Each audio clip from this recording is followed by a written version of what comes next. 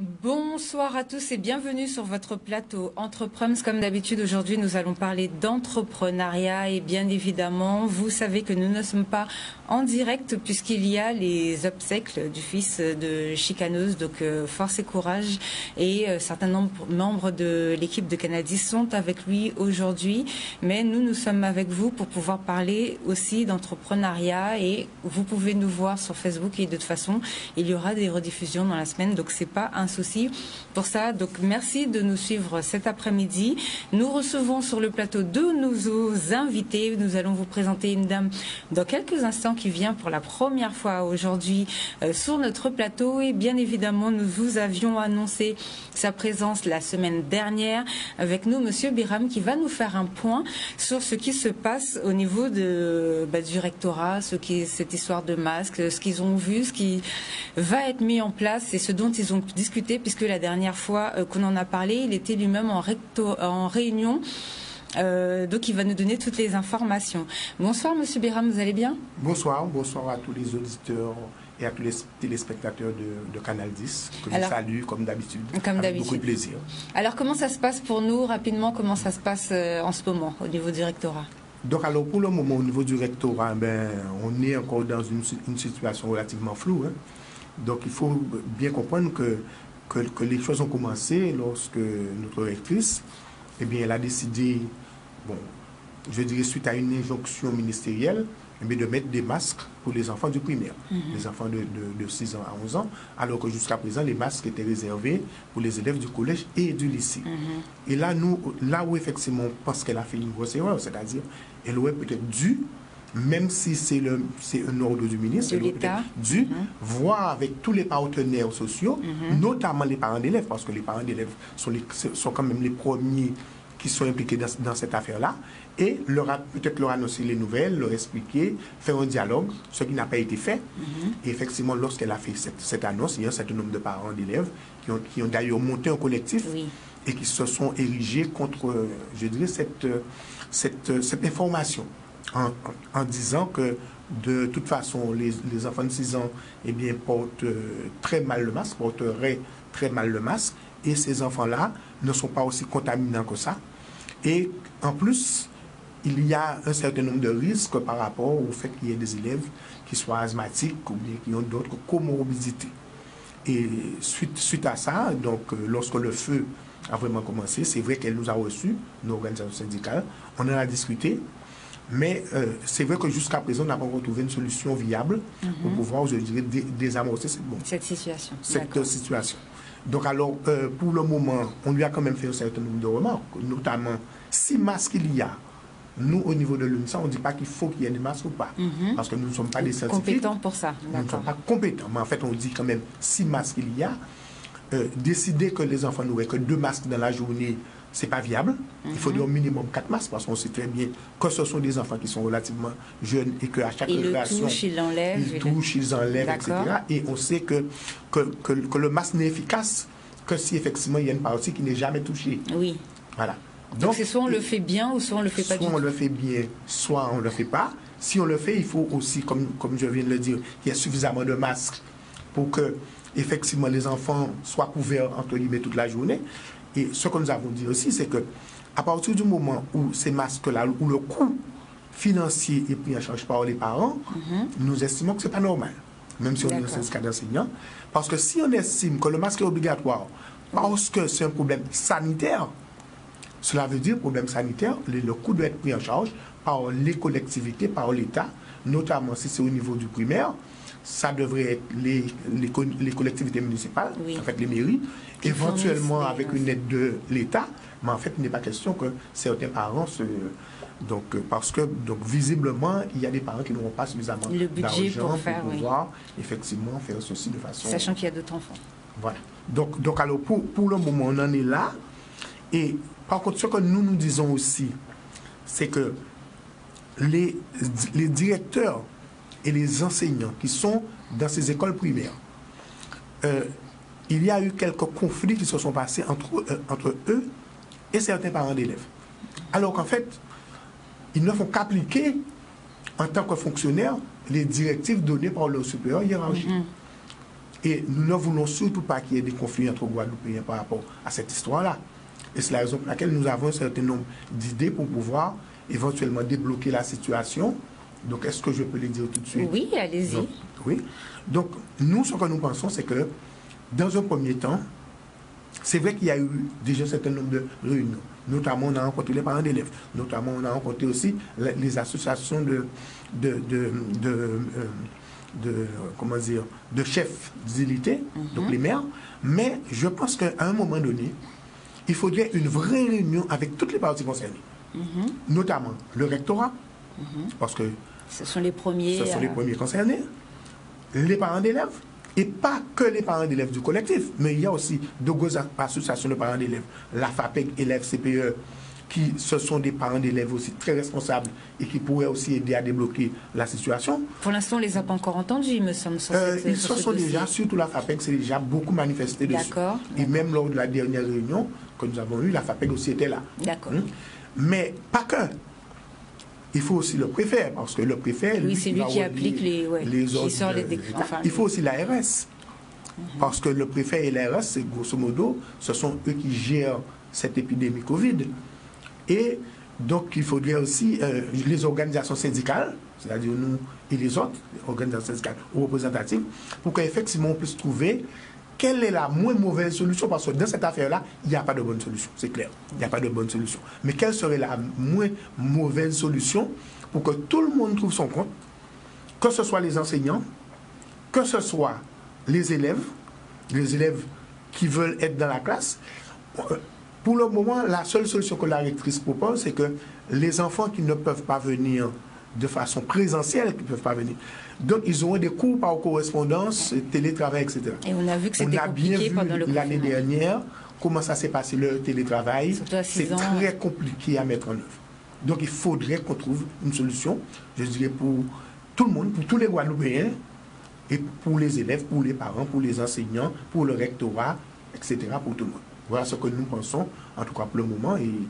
Et nous avons déjà fait un certain nombre de démarches, on a déjà fait un certain nombre de demandes. Bon, et je crois qu'il est urgent quand même qu'on puisse trouver une solution par rapport à cette affaire-là. Oui. Alors, pour le masque en tissu, parce qu'on a dit aux parents que les masques en tissu n'étaient plus valables. Est-ce que les masques que les gens reçoivent, on sait que la sécurité sociale, par exemple, a envoyé des masques à un certain nombre de Guadeloupéens dans la boîte aux lettres. Est-ce que ce genre de masque, ça serait bon ou il faut vraiment le masque chirurgical? Donc alors, en fait, ce qui a été dit de façon réelle, c'est pas que le masque en tissu n'est pas bon. C'est que le masque en tissu fait soi-même n'est pas bon.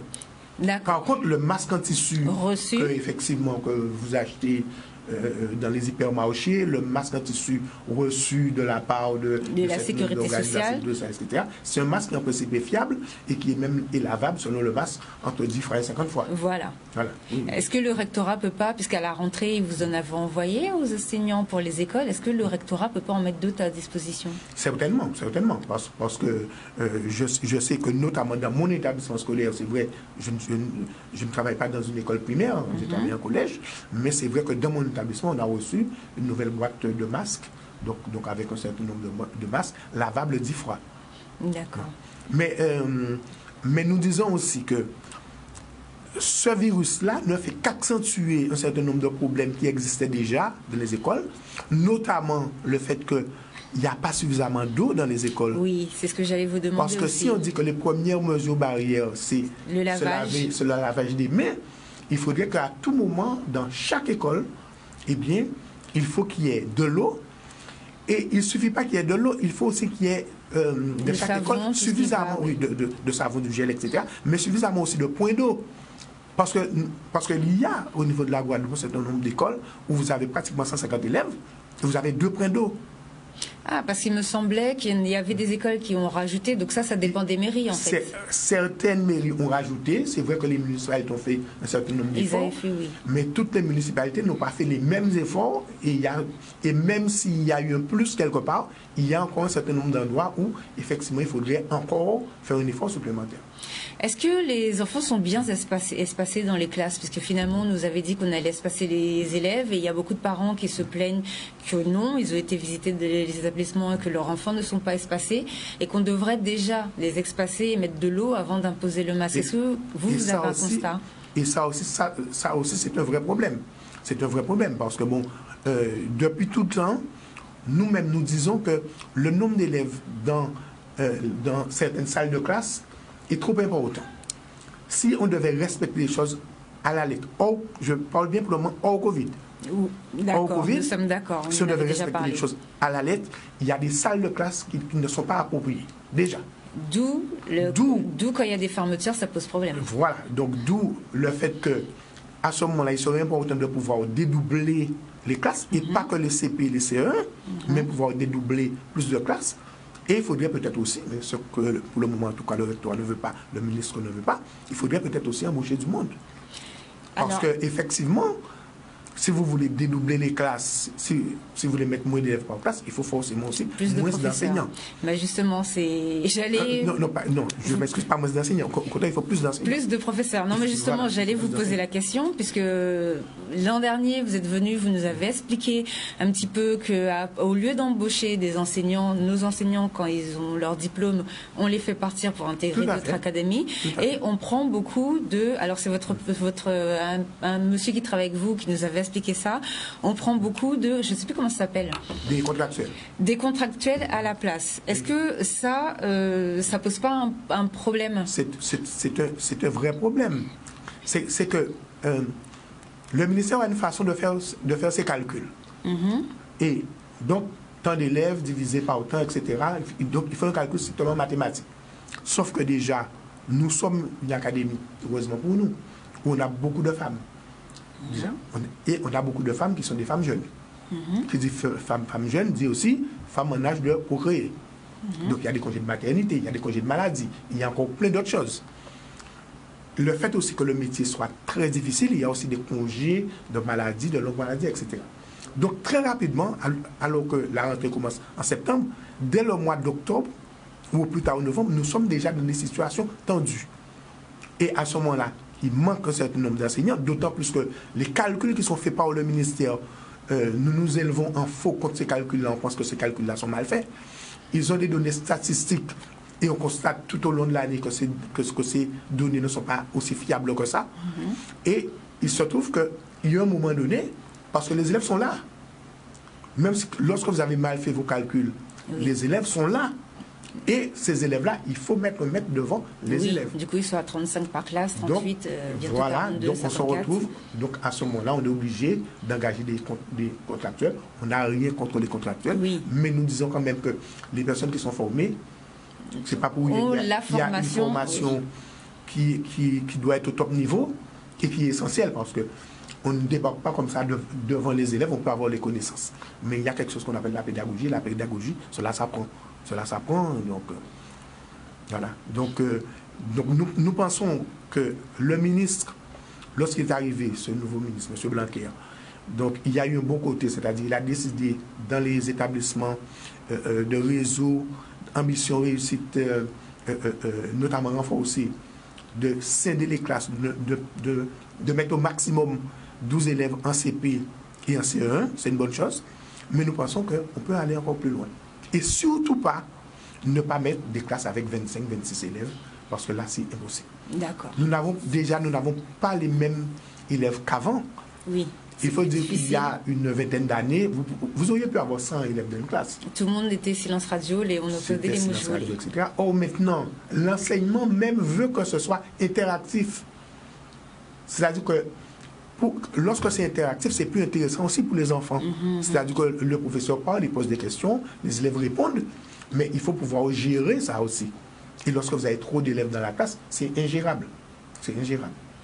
Donc voilà, et c'est la raison pour laquelle c'est un combat que nous, au niveau de l'UNSA, nous menons déjà depuis un certain temps et que nous continuons à mener.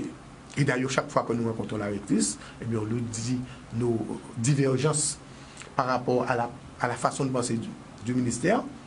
Elle est dans son rôle, elle va nous donner ces chiffres qui sont des chiffres nationaux, etc. Mais nous aussi, nous sommes dans notre rôle pour qu'on puisse bien lui expliquer qu'est-ce qui est bien pour notre académie, parce que de toute façon, les recteurs passent, les rectrices passent, mais nous sommes là, nous sommes en Guadeloupe, et la Guadeloupe est restaurant-là. tournée, le restaurant là. Exactement. Alors, dernière question pour la fin sur cette histoire de Covid là. La rectrice, son dernier mot, c'est que tous les enfants non masqués ne viennent pas dans les établissements. C'est ce qui est prévu en tout cas pour le moment. D'accord. Je vous remercie pour vos explications et pour vos interventions. Dès que vous avez une prochaine réunion, vous nous tenez, comme d'habitude, au courant de ce qui se passe pour nos écoles en Guadeloupe. Alors, Madame Talbot, bonsoir. Bonsoir. Alors, bienvenue sur notre plateau. C'est la première fois en plus que vous venez aussi avec nous. Alors, est-ce que vous pouvez vous présenter, s'il vous plaît, pour que les gens puissent connaître un petit peu, savoir qui vous êtes, nous expliquer votre parcours et après nous dire pourquoi vous êtes là ce soir. Absolument. Tout d'abord, je tiens à présenter mes condoléances à Chika et à toute sa famille. Pour me présenter, donc Noëlla Talbot, je suis consultante en stratégie d'entreprise. Donc, j'accompagne aussi bien les porteurs de projets que les entrepreneurs qui sont déjà en activité. Donc, ils sont en accroissement d'activité ou alors en baisse d'activité qui ont besoin de refondre leur stratégie. Mon parcours est assez varié. C'est pour ça d'ailleurs que ça me permet d'accompagner pas mal d'entrepreneurs dans tout secteur d'activité, puisque j'ai commencé en tant qu'inspectrice qualité, j'ai ensuite évolué dans le secteur de la santé en tant qu'infirmière, et j'ai terminé en tant que commerciale puis cadre à SNCF. Ah ouais. Voilà. Effectivement, c'est là, c'est oui. C'est très varié. Mais c'est bien en plus. C'est diversifié. Exactement. Très diversifié, c'est ça. Alors, expliquez-nous tout ça. Eh bien, écoutez, je suis partie il y a maintenant 15 ans, partie pour les études. Et je suis une touche à tout. Donc à chaque fois que j'ai eu l'occasion de toucher un nouveau secteur d'activité, je me suis lancée. Et c'est ce qui m'a conduit à avoir toute cette expérience.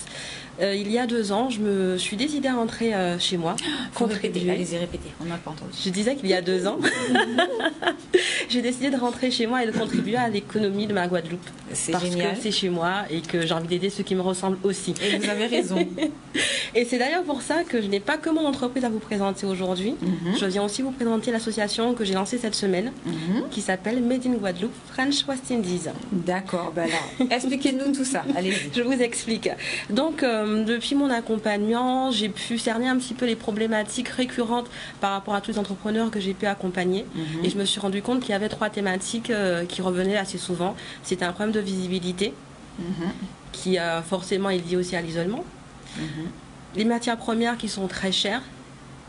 Et pour finir, on n'est pas toujours au courant du cadre juridique. Ce qui fait que les stratégies qu'on met en amont ne sont pas forcément adéquates. D'accord. Du coup, cette association se propose d'accompagner tous les entrepreneurs, les commerçants, tous ceux qui sont intéressés à rejoindre cette équipe et puis participer à l'économie de la Guadeloupe, puisqu'au final, l'objectif, c'est de devenir indépendant, puisqu'on pourra de nous-mêmes, en contribuant, en adhérant à l'association, en cotisant chaque année, pouvoir s'organiser, mettre un acheteur en place qui s'occupera de faire les achats de gros, donc forcément moins de taxes, moins onéreux, de pouvoir aussi Écoutez bien. Ah oui, écoutez, c'est important. Écoutez bien, bien.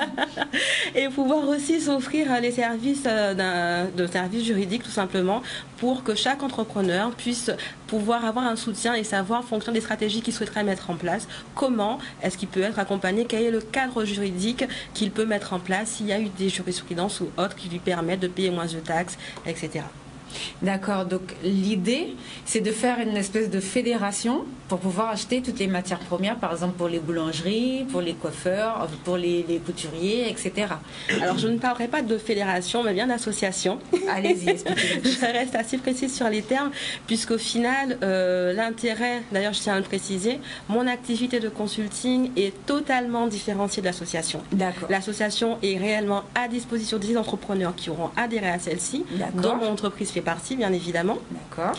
Donc ce sont 2 services qui sont complètement différents. L'association, tout ce qui est apporté en termes de contribution, de dons, d'adhésion, de cotisation, reste uniquement pour le fonctionnement de l'association. D'accord. Okay. Voilà. D'accord. Donc on ne va pas se mélanger déjà. On ne mélange pas tout. Alors, allez-y. Donc là, vous êtes en train de nous parler de l'association. Finissez sur l'association. Alors, je terminerai sur l'association en disant qu'on a aussi un label. C'était un projet qui me tenait à cœur et je me suis dit, tant qu'à faire, si on doit créer une association pour accompagner les entrepreneurs, il faut aussi qu'ils puissent être fédérés par quelque chose qui les représente, c'est-à-dire l'excellence à la guadeloupéenne. Donc le label du même nom, Made in Guadeloupe Fresh West Indies, qu'on appelle MIGFWI, MIGFWI, comme vous voulez, comme vous le sentez, c'est le vôtre, c'est le nôtre, donc il est ouvert à tous. Ce label, il y a une charte à signer bien évidemment. puisqu'il doit mettre en valeur les Guadeloupéens, les entrepreneurs guadeloupéens. Il est dirigé vers les Guadeloupéens, ceux qui sont nés en Guadeloupe, ceux aussi qui ont élu domicile, qui ont leur résidence principale depuis plus de 5 ans en Guadeloupe. Ah, ça c'est bien, ça faut vraiment faire une loi d'ailleurs. Il faut être ouvert. Oui. Je vous invite à aller sur les réseaux sociaux. C'est ça. Il n'y a pas de raison que nous, on ne puisse pas revendiquer ce qui nous appartient et être priorisé. Je ne dis pas qu'on doit être fermé. On est à l'heure du développement international. Mais on doit aussi passer en premier, selon moi. C'est une très bonne chose. Donc voilà, donc il y a l'association, il y a le label. Pour être labellisé, il faut forcément être adhérent à l'association. Être adhérent à l'association ne veut pas forcément être labellisé. C'est pour ça que l'association est ouverte, que ce soit aux particuliers, aux entrepreneurs, aux commerçants, aux collectivités, à tous ceux qui veulent rejoindre le mouvement. Puisqu'au final, c'est une pierre à l'édifice pour permettre à tout un chacun d'investir dans le tissu économique local et de permettre demain qu'on n'ait plus besoin, quand il y a une nouvelle entreprise qui se crée, d'aller chercher des subventions à gauche, à droite, pour pouvoir se lancer, pour être accompagné. On est vraiment là en termes de tuteur qui va essayer de pousser au maximum pour que les entrepreneurs et le tissu économique de façon générale en Guadeloupe puissent prospérer et à l'international. Surtout après la crise.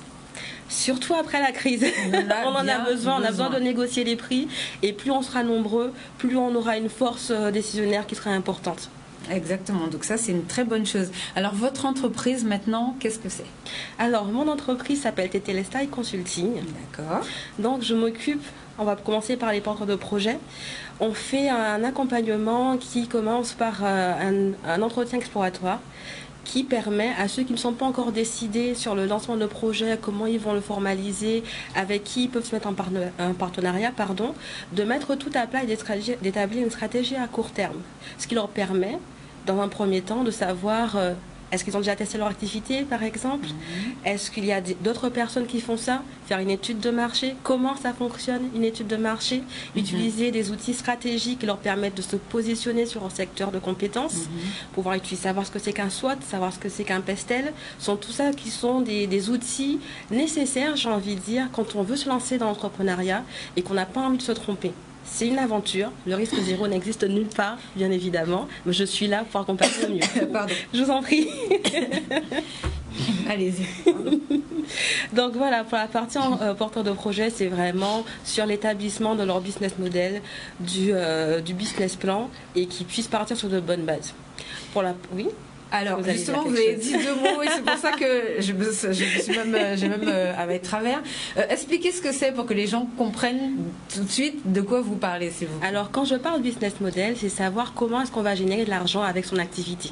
Ce qui est différent du business plan, qui est un tableau qui représente tous les investissements, les dépenses et les sorties, les entrées, et savoir combien est-ce qu'on va devoir faire rentrer chaque mois pour pouvoir rembourser un prêt si on en a fait un, pour pouvoir générer des bénéfices. Alors en général, en plus, le business plan, on le demande sur 3 ans en moyenne, c'est ça? On demande sur 3 à 5 ans.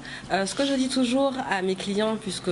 Alors, je ne décris pas les professionnels qui proposent de faire le business plan, c'est simplement de toujours faire cette démarche-là en conscience. Parce que bien souvent, on se dit, je vais faire un business plan, je vais faire quelqu'un me faire un business plan, et ça passera à la banque. Oui. Et puis dans 3 ans, des fois dans 1 an, on met la clé sur la porte parce qu'on ne se tient pas à ce qui a été inscrit dans le business plan. Donc c'est vraiment la trame de suivi nécessaire à tout entrepreneur. Important, très important. Alors ensuite, vous alliez dire, continuez. Et ensuite, j'accompagne les entrepreneurs. Ce qu'on ne sait pas, c'est que énormément, on est à près de 80% des entreprises qui sont en plein boom, mettent aussi la clé sur le paillasson, tout simplement parce qu'elles n'ont pas prévu leur développement. Et j'interviens à ce moment-là pour pouvoir mettre en place une stratégie qui soit efficace et efficiente pour eux, de façon à prévoir les programmations en termes de fournisseurs, en termes... s'il faut employer de nouvelles personnes, s'il faut que ce soit un emploi durable, s'il faut que ce soit un emploi ponctuel, et vraiment avoir une vue d'ensemble pour ne pas justement se retrouver débordé. Il y a aussi le cas contraire des entrepreneurs, surtout après le Covid, qui se retrouvent à devoir repenser leur stratégie parce qu'ils ne s'étaient pas préparés à un tel problème, ne s'étaient pas préparés à ne plus pouvoir recevoir de clients, par exemple. Et moi, j'interviens pour qu'on puisse mettre en place, par exemple, une stratégie digitale, quand ce n'est pas encore le cas. Ah, bien. Bien sûr. Et pouvoir aussi peut-être repenser sa stratégie. Si on a un restaurateur, mais comment on va faire pour mettre en place la livraison? Comment on va faire pour mettre en place le pick and collect? On a énormément d'aide en ce moment pour ça. là, donc c'est le moment d'en profiter et justement d'être accompagné. Parce que souvent on se dit, bon, je sais ce que j'ai à faire, sauf que quand on a quelqu'un à côté qui a le recul nécessaire sur comment fonctionne un business, ben forcément c'est un investissement, certes, mais c'est un investissement qui rapporte beaucoup plus tard. Mais de toute façon, moi je dis souvent, je prends l'exemple américain parce que ce sont des businessmen et ils n'ont pas peur d'aller voir un coach, un professionnel pour les aider à évoluer et à créer leur structure pour l'ouverture et pour tout, ça, il n'y a pas de souci. Depuis quand vous êtes ouvert et vous êtes installé où? Alors, je suis en activité, on va dire, depuis 1 an.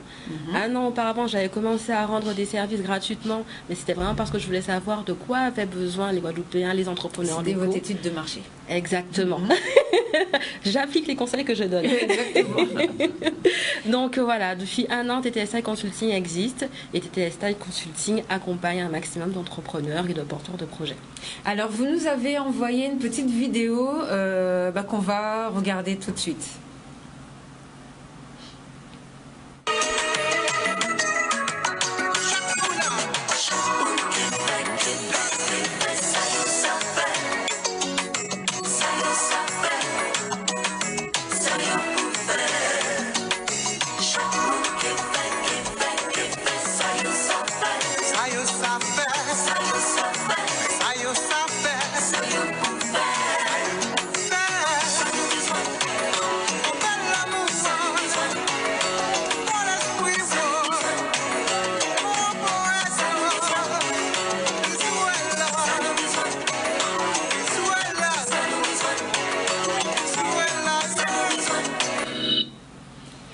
Alors en plus avec le hashtag qui va avec, donc c'est le hashtag MIG pour le Made in Guadeloupe, FWI. Alors concrètement, ça veut dire quoi FWI et pourquoi tout le monde l'utilise?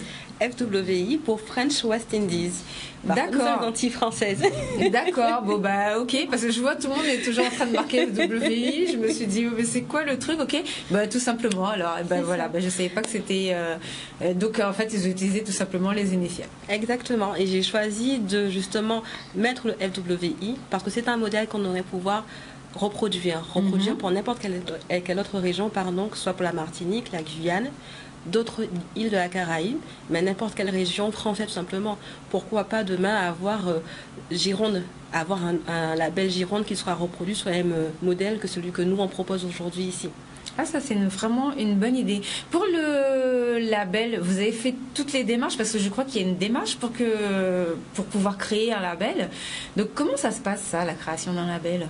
Pour la création du label, alors ça a été étape par étape, effectivement.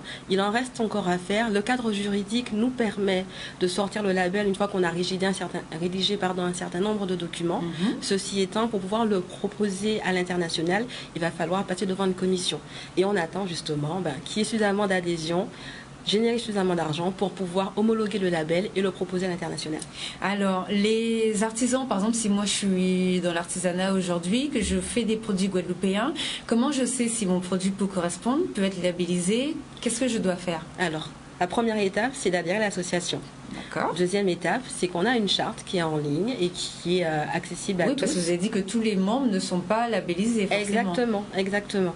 Donc, il faut pouvoir répondre aux critères de la charte. Donc, comme je vous disais tout à l'heure, être soit né en Guadeloupe ou alors avoir sa résidence principale depuis plus de 5 ans.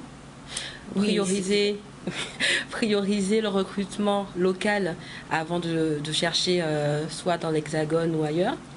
On a d'autres items tels que respecter le client, respecter les us et coutumes locales, respecter le cadre de formation pour que les clients soient toujours bien reçus. Ce sont autant d'items qui permettent d'avoir un gage d'excellence pour celui qui viendra voir l'entrepreneur, le commerçant, l'artisan qui sera labellisé.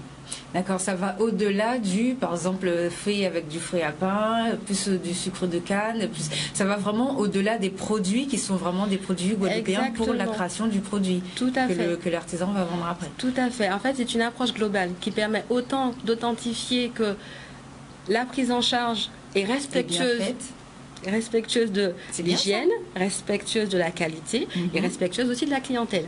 C'est bien ça, franchement, c'est une bonne idée. Comment ça vous est venu l'idée de créer? Parce que c'est vrai qu'il y a un manque, on en parle souvent. Donc, sais pas trop si beaucoup de gens se sont lancés dedans, mais comment c'est venu, comment vous avez mis ça en place? Écoutez, ça fait plusieurs années que je me dis que c'est dommage. On parle souvent de nos sportifs, par exemple. On parle souvent de la Guadeloupe pour la musique. Mais sauf que la Guadeloupe fait énormément d'autres choses. Et sans pour autant délaisser le sport, la culture, la musique, il faut aussi qu'on puisse mettre en avant tout ce qui vient de chez nous. Et je me suis dit, mais on a le label rouge, on a tout un tas de labels. Pourquoi pas un label qui nous représente nous et dont tout le monde soit fier? Parce que pour pouvoir rayonner à l'international, il me semble qu'il est important de pouvoir rayonner déjà entre nous. Oui, ça c'est sûr. Et être certifié par un label, ça nous permet de tous nous unir et de dire voilà, moi j'ai mon label Made in Guadeloupe, je sais à quelle communauté j'appartiens et quand je vais à l'international, on sait d'où je viens. D'accord. Où est-ce que les gens peuvent vous joindre, alors déjà pour votre entreprise et ensuite pour l'association? Alors pour mon entreprise, ils peuvent me joindre au 06 90 69 70 47. Ils peuvent me joindre par mail à consultingttlestai@gmail.com. Ils peuvent aussi me joindre par Facebook, pareil, TTSI Consulting, Instagram, TTSI Consulting également. Alors est-ce que vous pouvez bien épeler comment ça, la manière dont ça s'écrit pour les gens? Absolument. TTLestai, TETELESTAI, Consulting, CONSULTING. D'accord, alors comme d'habitude, on va mettre tout ça de toutes les façons sur les réseaux sociaux. Alors pour l'association maintenant, comment ça se passe? Pour l'association, pour l'instant, j'utilise le même numéro de téléphone parce que tout se fait à fond propre. On vient juste de débuter, donc c'est le même numéro de téléphone, 06 90 69 70 47, ou alors le 06 90 62 83 83. En ce qui concerne les réseaux sociaux, c'est pareil, Made in Guadeloupe, FWI, que ce soit sur Facebook ou encore sur Instagram. Et en ce qui concerne la boîte mail, c'est Made in Guadeloupe, FWI@gmail.com. D'accord. Est-ce que vous avez déjà commencé à rentrer en contact, par exemple, avec les chambres consulaires pour pouvoir communiquer auprès des professionnels ou des choses comme ça? Tout ça est en cours. Ah bon, on va pas trop dévoiler aujourd'hui. On vous fera revenir je vous ferai l'avancement au fur et à mesure. Au fur et à mesure. Bon, d'accord, il n'y a pas de souci pour ça. Je voulais vous poser une question. Ah oui, est-ce que vous avez des événements qui vont arriver, je sais pas, des choses que vous allez mettre en place? Absolument. On a une annonce qui est à venir. Vous aurez l'exclusivité bientôt. On attend que tout soit mis, que tout soit carré, ne pas décevoir le public. Donc on vous en fera part bientôt. Mais il va y avoir des événements. Et on attend justement que vous adhériez, que la communauté puisse se fédérer derrière ce projet et qu'on puisse engranger suffisamment d'argent pour être représentatif et puis partager un maximum d'événements. D'accord. Alors vous nous avez envoyé une deuxième vidéo qui représente un petit peu là, cette fois-ci, votre entreprise. On va la voir pour regarder un petit peu. Ça va être la brochure pour l'entreprise. La brochure, la vidéo, c'est la brochure? Alors, les deux vidéos sont sur l'association. Ah, bah, d'accord. Et la brochure, c'est l'entreprise. D'accord. Bon, bah, j'ai mis en avant l'association. C'est une bonne chose en plus. Alors, on va regarder ce que vous nous avez envoyé, la deuxième vidéo.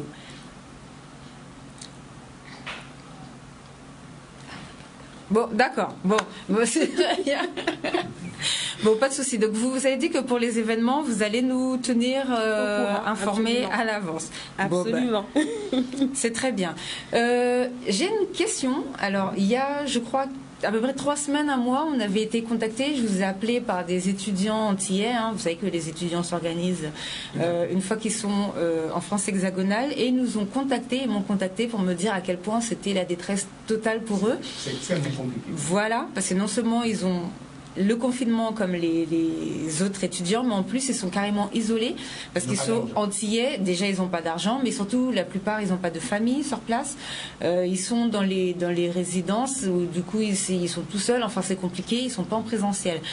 Je vous avais demandé, enfin c'est votre collègue qui était psychologue qui était venu sur le plateau pour nous expliquer un petit peu exactement, nous expliquer ce qu'il faudrait faire et tout. Est-ce que par rapport à ça, vous avez des informations sur les avancées? On sait par exemple que la région du département La Réunion ont fait rentrer eux leurs étudiants, parce que de toute façon ils ne sont pas à l'école en présentiel. Donc eux ils ont mis tout en place une organisation. Le BIMUDOM n'a pas fonctionné en 2020, donc ils ont réorienté les budgets. Est-ce que vous savez si la région, au niveau de l'académie de Guadeloupe, on va faire ça, faire rentrer nos jeunes au lieu qu'ils se suicident à Paris?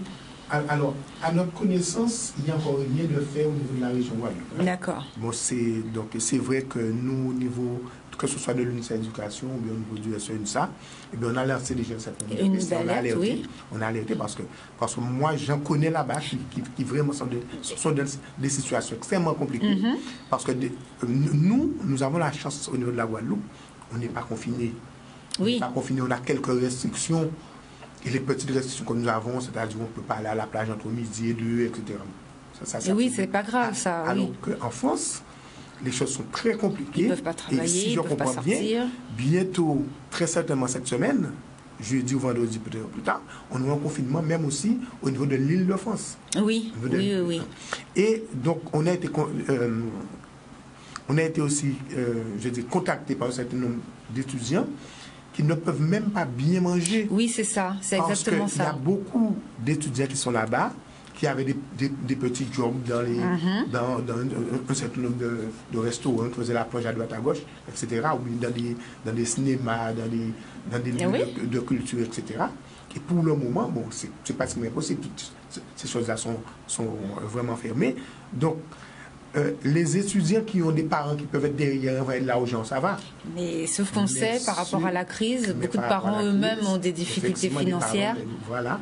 Donc c'est extrêmement compliqué pour eux. Et effectivement, nous sommes en train de travailler, notamment aussi avec un certain nombre d'associations qui sont là-bas, qui sont en France, pour pouvoir aider ces personnes, ces compatriotes, je dirais, le mieux possible.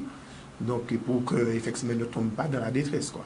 Oui, alors je sais qu'en France hexagonale, certaines enseignes ont mis en place des choses où quand les gens font les courses, il y a 1 euro qui sont reversés à la caisse puisque le président a mis tout à 1 euro pour les repas du midi et du soir pour les collectivités. Vous avez un retour sur ça ou pas? Vous savez si ça fonctionne bien? Je ne sais pas si ça fonctionne bien. Donc c'est vrai qu'on nous a parlé, et c'est vrai que c'est un plus, mais est-ce que c'est suffisant? Peut-être pas encore.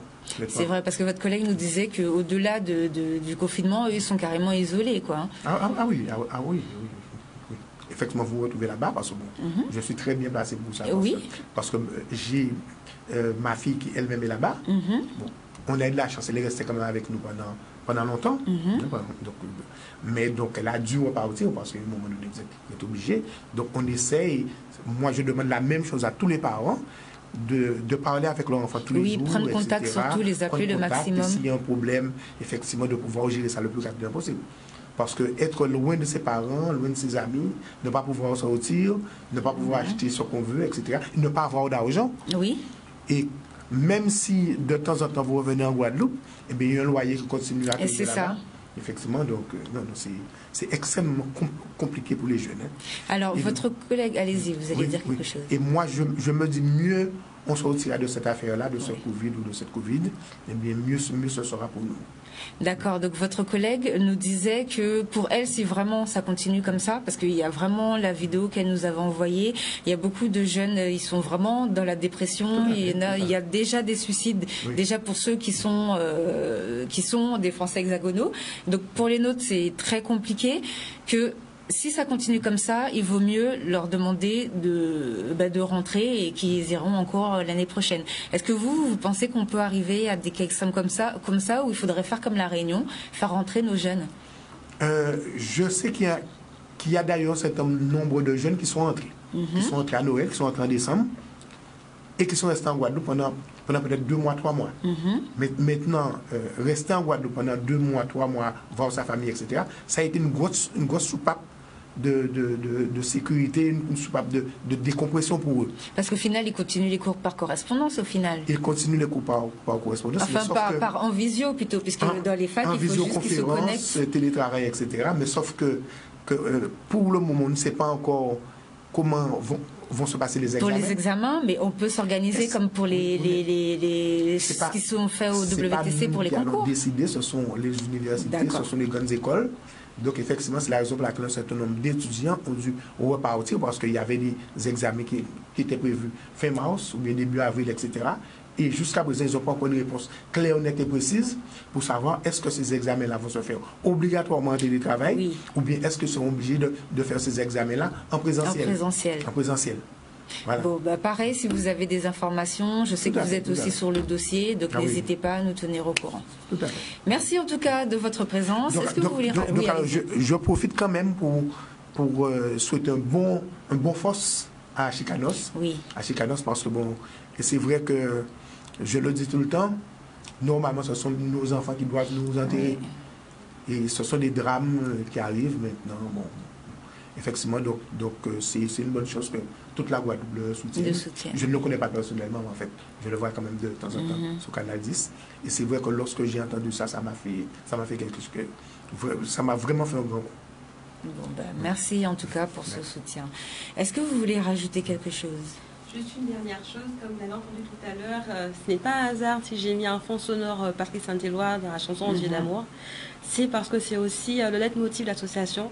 Chaque monde qui fait, ça y fait, ça y pour fait, ça nous besoin, c'est vous. Donc peu importe ce que vous faites, intégrez l'association, parce qu'on a besoin de tout le monde, professionnel ou non. Peu importe le secteur d'activité, on est là pour vous accueillir et pour faire avancer la Guadeloupe. Bon, ben, merci beaucoup pour votre présence à tous les deux sur notre plateau cet après-midi. Merci beaucoup. Voilà, merci de nous avoir suivis et on vous laisse à la semaine prochaine. Au revoir et bon courage à tous. Merci.